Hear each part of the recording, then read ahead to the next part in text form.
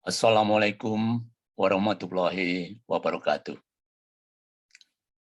Dalam kesempatan ini, saya akan menyampaikan uraian singkat sebagai masukan pada peningkatan kuantitas peserta didik menuju peningkatan kualitas layanan pendidikan. Kuantitas dimaksudkan sebagai jumlah peserta didik baru yang mendaftar dan diterima di satuan pendidikan. Sementara kualitas peserta didik baru bisa diartikan sebagai deskripsi kualitatif yang bisa didefinisikan sebagai tingkat kecerdasan dan kemampuan yang bisa diukur menggunakan instrumen kualitatif tertentu. Beberapa ukuran bisa dilihat dari nilai rapor pada pendidikan sebelumnya, nilai hasil tes, dan kecakapan yang terukur lainnya. Misalnya, aptitude test bisa mengukur tingkat kemampuan verbal, kemampuan numerik, kemampuan logika seseorang. Untuk mengukur tingkat profisiensi bahasa Inggris, bisa digunakan TOEFL atau Test of English as a Foreign Language. Sebelum pembahasan lebih lanjut, perlu saya sampaikan bahwa saya telah membaca dengan seksama laporan panitia PPD SMP PKPJIS tahun pendidikan 2021-2022. Saya sampaikan apresiasi dan penghargaan yang tinggi kepada Ketua PPD SMP, yakni Bapak Yayat B. Herianto, MM, MIKOM, bersama seluruh anggota tim yang telah mencurahkan pikiran, tenaga, dan waktunya demi keberhasilan pelaksanaan PPD SMP tahun lalu. Banyak hal yang menarik yang bisa dirujuk, dan dalam uraian ini, pertama, saya membaca suatu pernyataan, kami tak bisa merangkai indahnya cerita tentang sekolah, madrasah, pesantren yang ada di PKP tanpa kepuasan dari mereka. Dalam pernyataan tersebut, terdapat kata kunci kepuasan. Berbicara kepuasan sangat erat kaitannya dengan suatu konsep yang disebut pelayanan prima.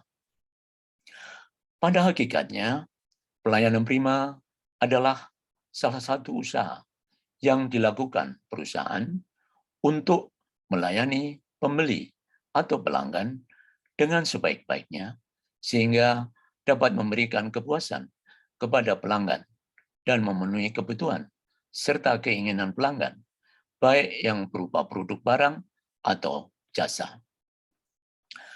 Pelayanan prima adalah pelayanan terbaik yang diberikan perusahaan untuk memenuhi harapan dan kebutuhan pelanggan, baik pelanggan di dalam perusahaan itu maupun di luar perusahaan. Secara sederhana, pelayanan prima atau excellent service dapat diartikan sebagai suatu pelayanan yang terbaik dalam memenuhi harapan dan kebutuhan pelanggan. Hakikat pelayanan prima itu adalah kemampuan maksimum seseorang melalui kesentuhan kemanusiaannya dalam melayani atau berhubungan dengan orang lain. Jadi, persoalannya adalah bagaimana dapat menyenangkan, memberikan pelayanan, dan memberikan kepuasan kepada pelanggan sesuai dengan harapan-harapan mereka.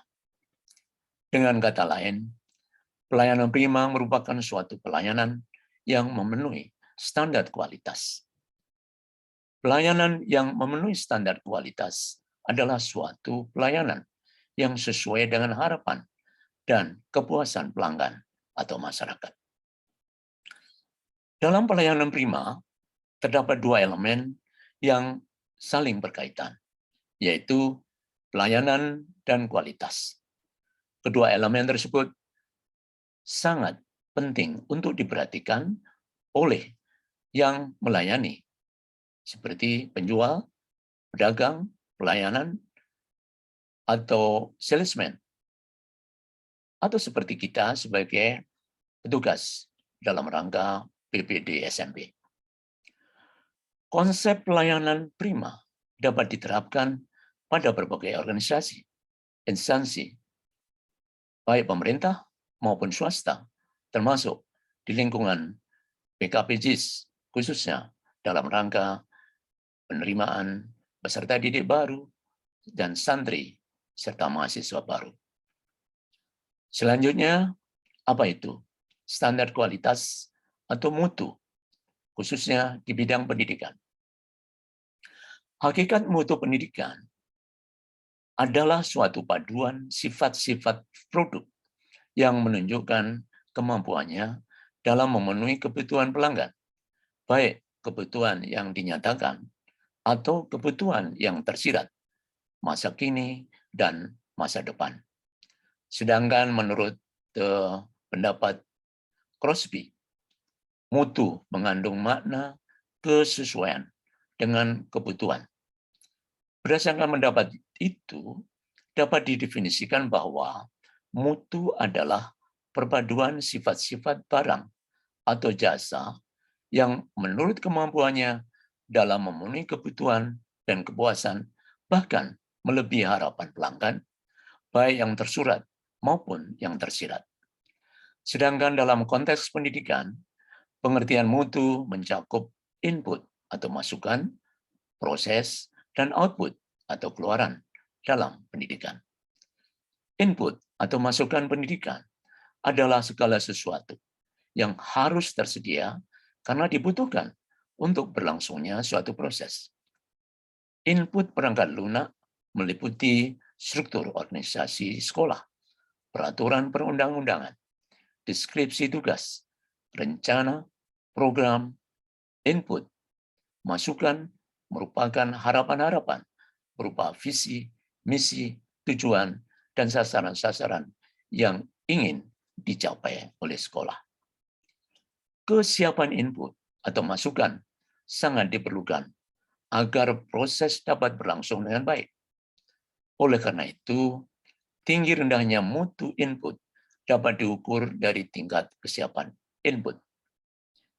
Makin tinggi tingkat kesiapan input, makin tinggi pula mutu input atau masukan tersebut. Output atau keluaran pendidikan merupakan kinerja sekolah. Kinerja sekolah adalah prestasi sekolah yang dihasilkan dari proses atau perilaku sekolah.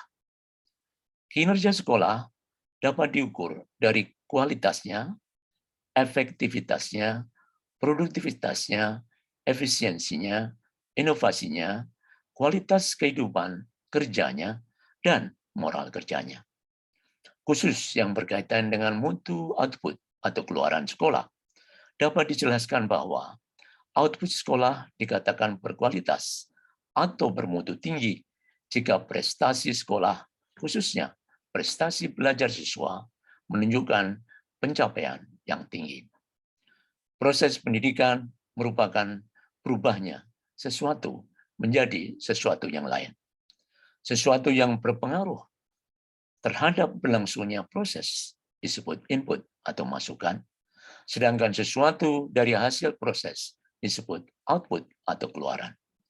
Dalam pendidikan berskala mikro, misalnya di tingkat sekolah, proses yang dimaksud adalah proses pengambilan keputusan, proses pengelolaan kelembagaan, proses pengelolaan program, proses belajar mengajar, dan proses monitoring dan evaluasi.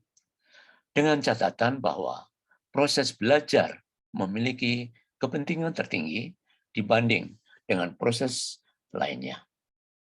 Proses dikatakan bermutu tinggi apabila pengelolaan input pendidikan dilakukan secara harmonis, sehingga mampu menciptakan situasi pembelajaran yang menyenangkan atau enjoyable learning, mampu mendorong motivasi dan minat belajar, dan benar-benar mampu memberdayakan peserta didik.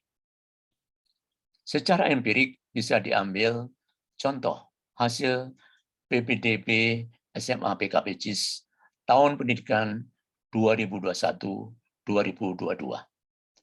di mana telah terjadi suatu kenaikan jumlah peserta didik baru sebanyak 312 orang atau 16% dari tahun sebelumnya.